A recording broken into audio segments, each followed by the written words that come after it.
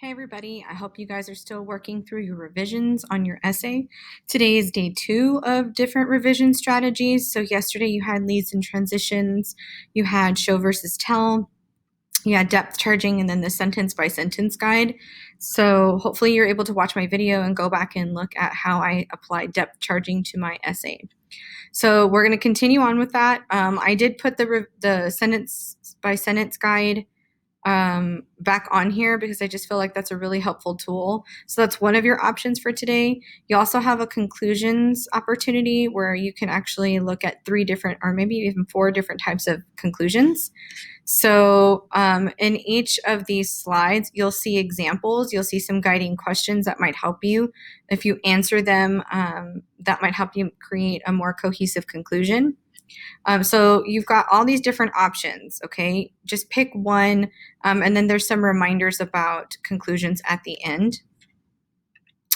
Then this is what we call ratiocination. You might have done that before, but this is really looking more closely at editing things like looking at strong verbs, looking at capitalization, looking for your sentence by sentence variety. Like, do you have lots of short sentences or long sentences?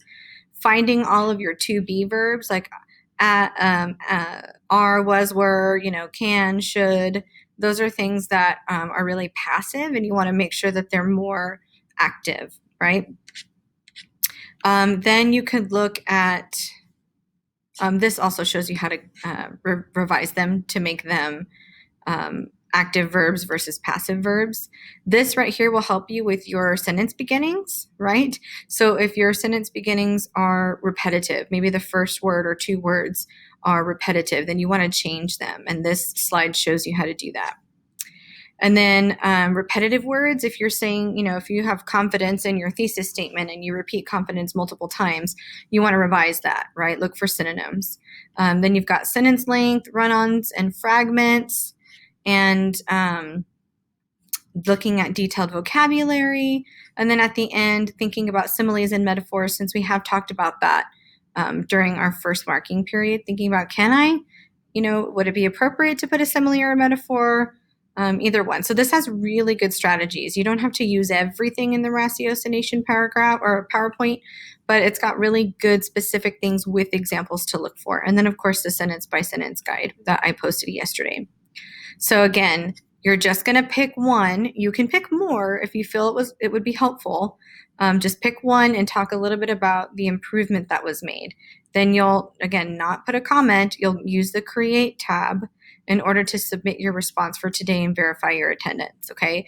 The final draft will be due tomorrow by midnight or Friday morning. I'll even take it Friday morning.